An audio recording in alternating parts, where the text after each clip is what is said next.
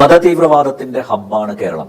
തെക്ക് നിന്ന് വടക്കോട്ട് അബ്ദുൽ നാസർ മാതിരി നടത്തിയ ഒരു വിദ്വേഷ പ്രസംഗ പ്രചാരണ യാത്ര ഉണ്ടായിരുന്നു. ഇന്ത്യയുടെ മോചനം ഇസ്ലാമിലൂടെ എന്ന് പറഞ്ഞിട്ട് ഇന്ത്യയെ ഇസ്ലാമിക രാജ്യമാക്കുക, അല്ലെങ്കിൽ ഹിന്ദു രാഷ്ട്രം ആവാൻ പോകുന്നില്ല, ഒരു മുസ്ലിം രാജ്യം ആവാൻ പോകുന്നില്ല. സംഘടന ഇവിടെ നിരോധിച്ചു.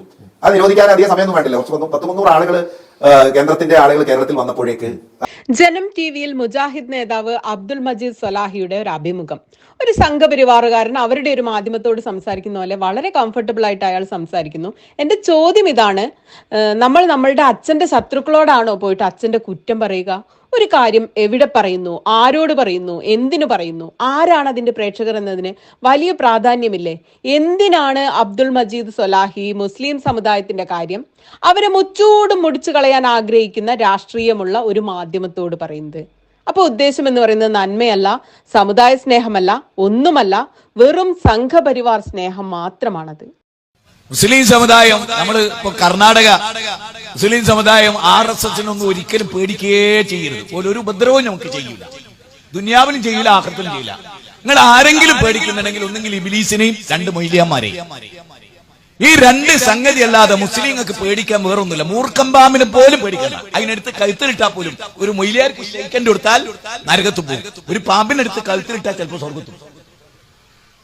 മനസ്സിലാക്കാൻ വേണ്ടിയാണ് കടുപ്പത്ത് പറയാണ്, നല്ല സ്ട്രോങ്ങില് നിങ്ങൾ നല്ലോണം മനസ്സിലാക്കുള്ളൂ. എന്തുകൊണ്ട് പിശാച് മനുഷ്യനെ നരകത്തിലേക്ക് ക്ഷണിക്കുന്നത്, മൊയ്ലിയാന്മാരും മനുഷ്യരെ നരകത്തിലേക്കാണ് ക്ഷണിക്കുന്നത്.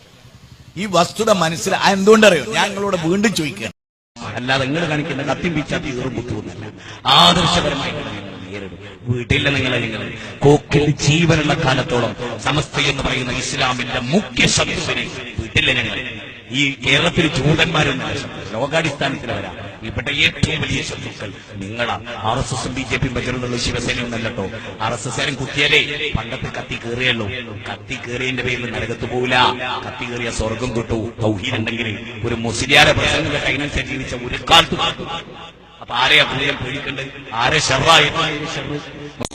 നമ്മുടെ ഈ മുജാഹിദ് പ്രവർത്തകർക്ക് തീരെ തലയ്ക്ക് വെളിവില്ല എന്നാണ് മനസ്സിലാവുന്നത്.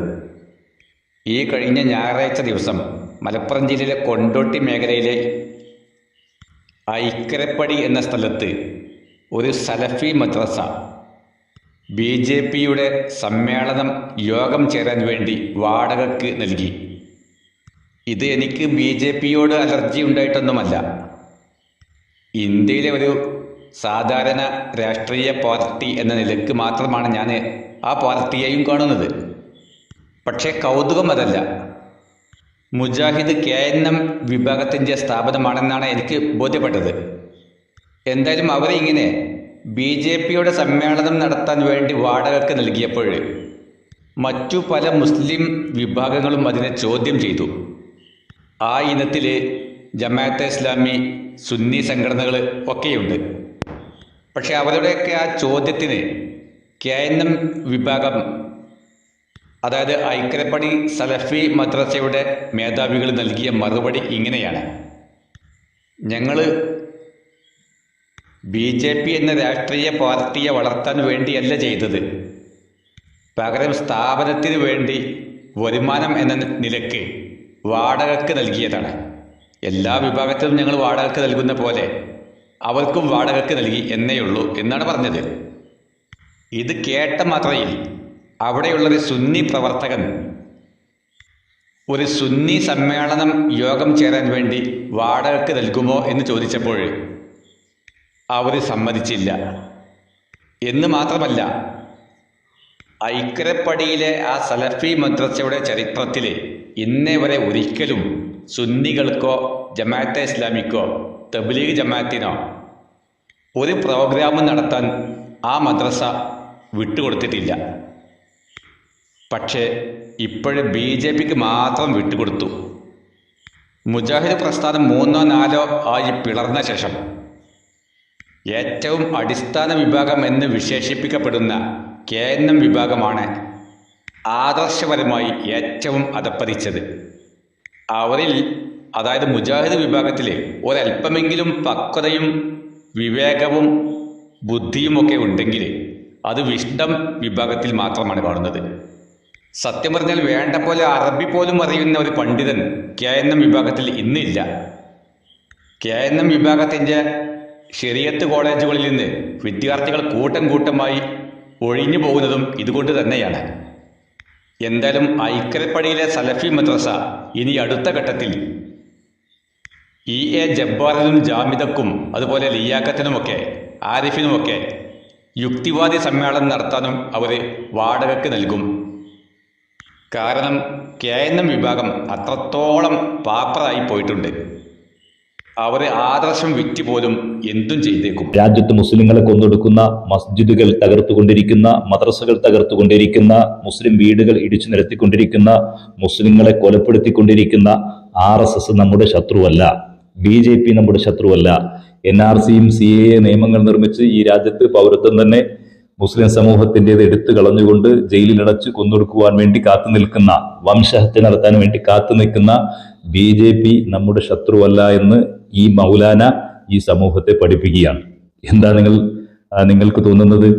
കഴിഞ്ഞ ദിവസം ബംഗളൂരുവിൽ ഒരു SKSSFന്റെ പ്രവർത്തകനെ, അദ്ദേഹം ഒരു മഹല്ല് കമ്മിറ്റിയുടെ സെക്രട്ടറി കൂടിയാണ്, അദ്ദേഹത്തെ വെട്ടിക്കൊലപ്പെടുത്തിയത് RSSകാരാണ്. അത് ഇദ്ദേഹം കേട്ടിട്ടുണ്ടോ ഇല്ലയോ എന്ന് നമുക്കറിയില്ല. കേട്ട ശേഷം അദ്ദേഹത്തിന്റെ പ്രതികരണം എന്തായിരിക്കും എന്ന് നമുക്കറിയില്ല. ഓൾത്തമതിലു സ്വദേശിയാണ് കൊല്ലപ്പെട്ട അബ്ദുറഹ്മാൻ, SKSSFന്റെ ആ പ്രദേശത്തെ സജീവ പ്രവർത്തകൻ, അവിടുത്തെ ബദർ ജുമാ മസ്ജിദിന്റെ സെക്രട്ടറി. അദ്ദേഹം പരോപകാരിയായ ഒരു മനുഷ്യൻ. ഒരു കുടുംബത്തിനെ സഹായിക്കാൻ എന്നവണ്ണം തൊട്ട് അയൽക്കാരനായ സന്തത സഹചാരിയും സുഹൃത്തും ഒക്കെയായ RSSകാരൻ വിളിച്ചപ്പോൾ അദ്ദേഹത്തോടൊപ്പം പോവുകയായിരുന്നു. ഒടുവിൽ RSSന്റെ സംഘം കൊലപ്പെടുത്താൻ വന്നപ്പോൾ മറ്റവൻ കൈകെട്ടി മാറി നിന്ന് കണ്ട് ആസ്വദിച്ചു, ഒരു മുന്നയെ പോലെ. മറ്റൊരു SKSSF പ്രവർത്തകനായ ഷാഫിക്കും വെട്ടേറ്റു. അങ്ങനെ 2 ചെറുപ്പക്കാരെ കൊലപ്പെടുത്താൻ വേണ്ടി വന്നതിൽ ഒരു ചെറുപ്പക്കാരൻ കൊല്ലപ്പെട്ടു. അതിഭീകരമായ ഈ സാഹചര്യം ഈ രാജ്യത്ത് അനുദിനം നടന്നു വരികയാണ്. ഏതാനും ആഴ്ചകൾക്ക് മുമ്പ് മംഗളൂരുവിൽ മലയാളി കൂടിയായ അഷ്റഫ് എന്ന മാനസിക രോഗിയായ ഒരു ചെറുപ്പക്കാരനെ അതിക്രൂരമായി തല്ലിക്കൊലക്ക് വിധേയമാക്കിയിരുന്നു.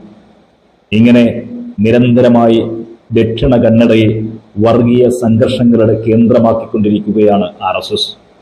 ഇങ്ങനെ RSS ഈ രാജ്യത്ത് എമ്പാടും വിദ്വേഷ പ്രചരണങ്ങളും വിദ്വേഷ പ്രസംഗങ്ങളും അതുപോലെ തന്നെ വിദ്വേഷ കൊലകളും നടത്തിക്കൊണ്ടിരിക്കുമ്പോൾ എങ്ങനെയാണ് ഒരു പണ്ഡിതന് കേരളത്തിൽ നിന്നിട്ട് RSS നമ്മുടെ ശത്രുവല്ല, മുസ്ലിം സഹോദരങ്ങളും അവരുടെ സംഘടനകളും അവരുടെ പ്രസ്ഥാനങ്ങളും അവരുടെ ആശയങ്ങളുമാണ് നമ്മുടെ ശത്രു എന്ന് പ്രഖ്യാപിക്കാൻ കഴിയുന്നത്?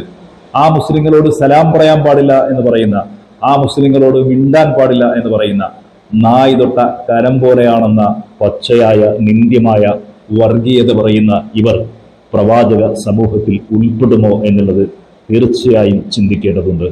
ഏതായാലും ഇസ്ലാമിന്റെ പ്രവാചകൻ, ഇസ്ലാമിന് വേണ്ടി നൽകപ്പെട്ടിട്ടുള്ള ഖുർആനും ഹദീസും ഉയർത്തിപ്പിടിച്ച് ഇസ്ലാമിക പ്രബോധനം നടത്തേണ്ട പണ്ഡിതർ ആ അർത്ഥത്തിലേക്ക് വരേണ്ട. ISM RSS സമം MSM RSS സമം KNM.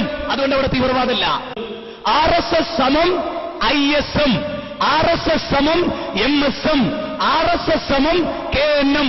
അതുകൊണ്ട് അവിടെ തീവ്രവാദമില്ല. ഇത്തരം വാർത്തകളും വിശേഷങ്ങളും അറിയാൻ ഞങ്ങളുടെ ചാനൽ ഉടൻ തന്നെ സബ്സ്ക്രൈബ് ചെയ്യുക, ലൈക്ക് ചെയ്യുക, ഷെയർ ചെയ്യുക. ജനങ്ങളിലേക്ക് എത്തിക്കണമെന്ന് നിങ്ങൾ ആഗ്രഹിക്കുന്ന വാർത്തകളും വിശേഷങ്ങളും പ്രമുഖരുടെ പ്രഭാഷണങ്ങളും ഞങ്ങളുടെ വാട്സപ്പ് നമ്പറിലേക്ക് അയച്ചു തരിക.